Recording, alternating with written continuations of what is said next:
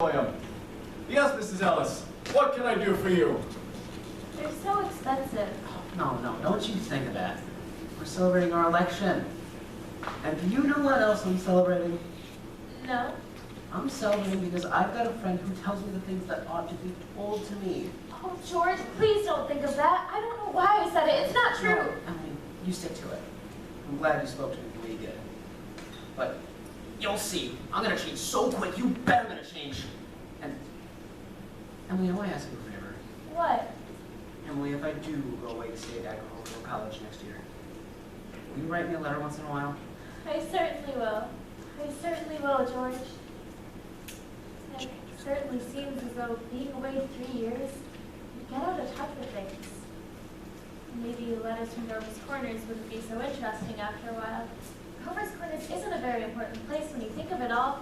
New Hampshire, but I think it's a very nice town. The day wouldn't come when I wouldn't want to know everything that's happening here. I know that's true, Emily. Well, I'll try to make my letters interesting. You know, whenever I meet a farmer, I ask him if it's important to go to agricultural school to be a good farmer. Why, George? Yeah, and some of them say it's even a waste of time. You can get all those things out of pamphlets the government sends out. And Uncle Luke's getting old. He's about ready for me to start taking over his farm tomorrow if I could. My! Like you said, being gone all that time, other places, and meeting other people. Gosh, if anything like that can happen, I don't want to go away. I guess the new people aren't any better than the old ones. I bet they almost never are. Emily, I feel that you're as good as a friend as I've got. I don't need to go around in other towns, meet other people.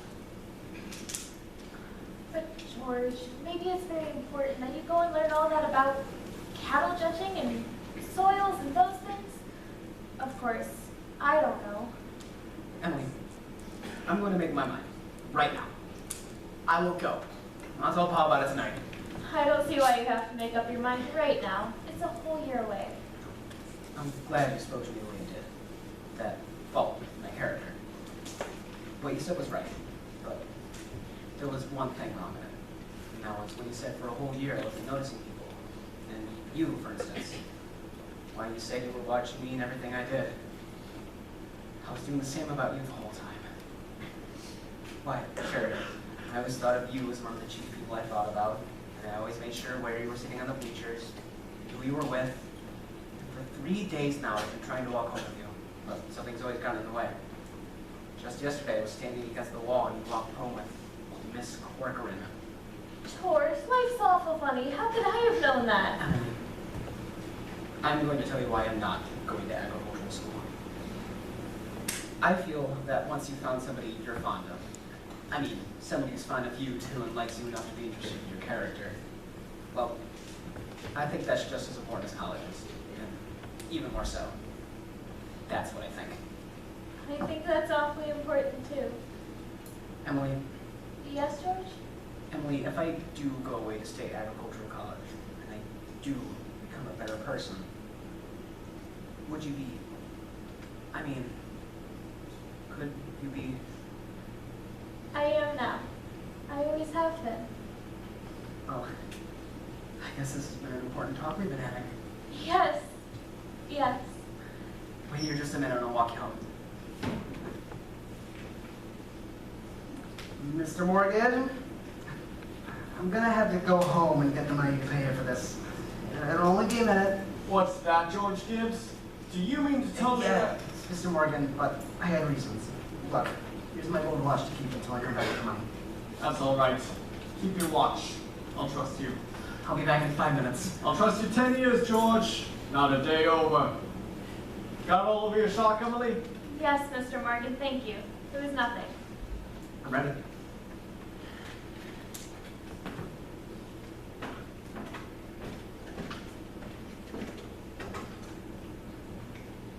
Well, now we're ready to get on with this wedding.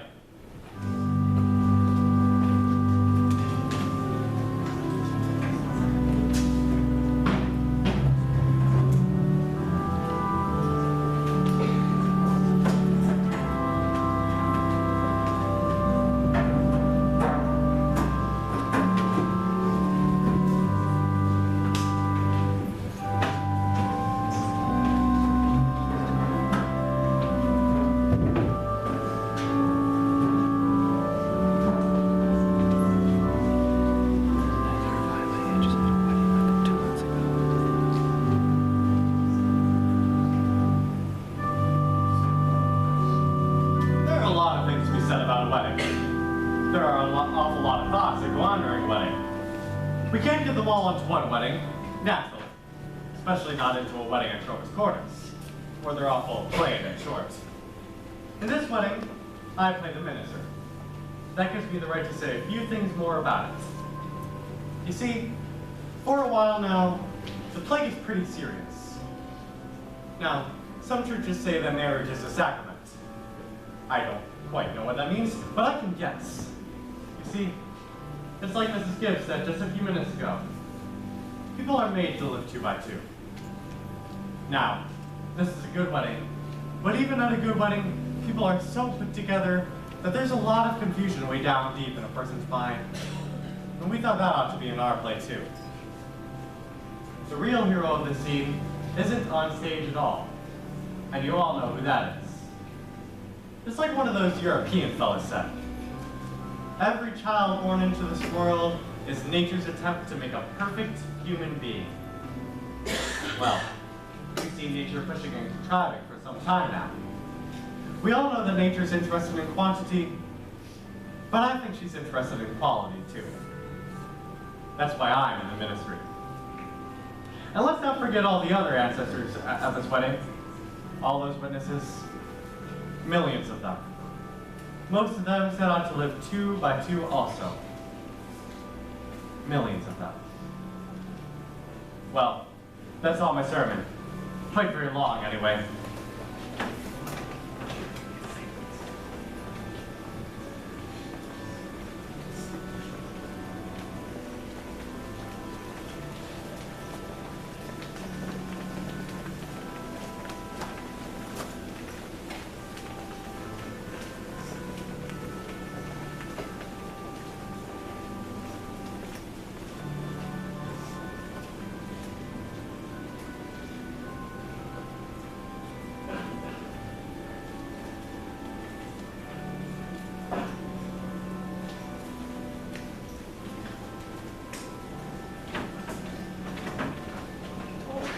Why on earth I should be crying.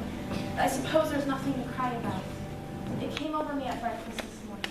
There was Emily eating her breakfast as she's done for 17 years. Now she's going off to eat at someone else's house. I suppose that's it. And Emily, she suddenly said, I can't eat another mouthful.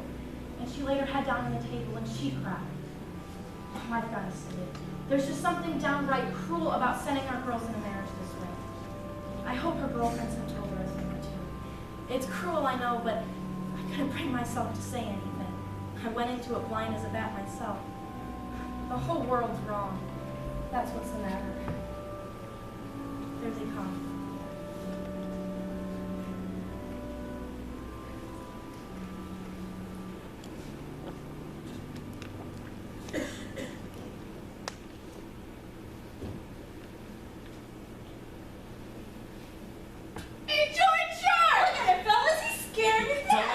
Big boy. All right, that'll do. That's enough of that.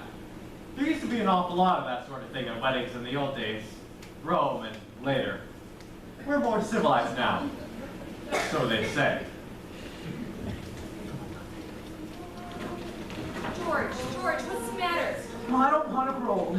Why is everybody pushing me so? Why, George, you wanted it. Oh, Ma, listen to me. No, George, you're a man now. Ma, the last time I asked you, all I want to be is a fellow. George, stop. Anyone should hear you. Why, I'm ashamed of you. What? Where's Emily? George, you gave me such a turn. Cheer up, Ma. I'm getting married. Do you want to catch my breath a minute? No, Ma, you say Thursday nights. Emily and I are coming over to dinner every Thursday night. You'll see. No, Ma, what are you crying about? I've got to get ready for this.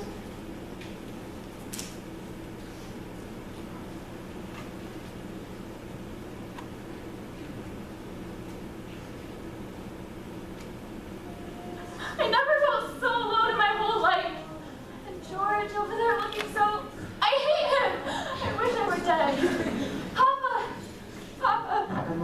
Emily, now don't get upset. But Papa, I don't want to get married.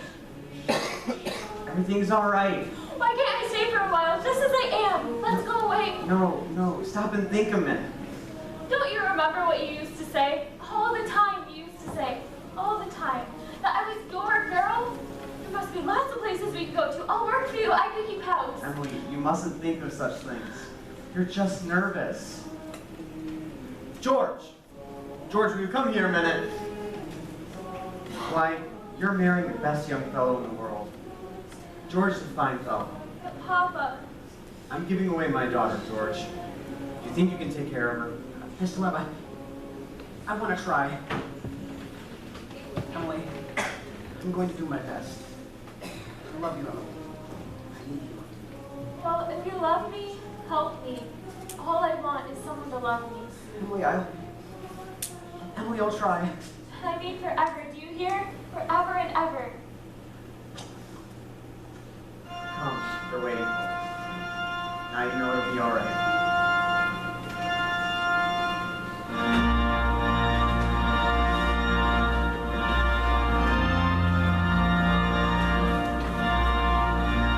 Do you, George, take this woman, Emily, to be your wedded wife? To have... Perfectly lovely wedding. The loveliest wedding I ever saw. I do love your wedding. Don't you? Doesn't she make a lovely bride? I do. And do you, Emily, take this man, George, to be your wedded husband? Don't know when. I've seen such a lovely wedding, but I always cry. I don't know what it is, but I always cry. I just like to see young people happy. Don't you? Oh, I just think it's lovely. I've married over 200 couples in my day. Do I believe in it? I don't know.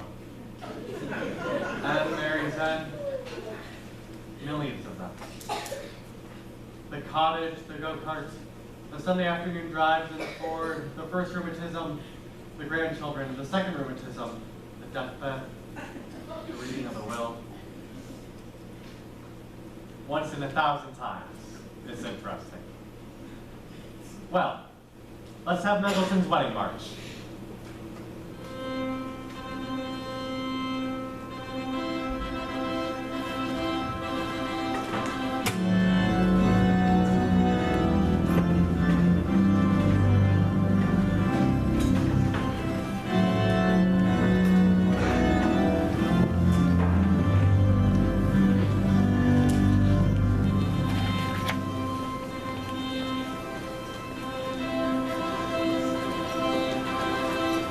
Aren't they a lovely couple?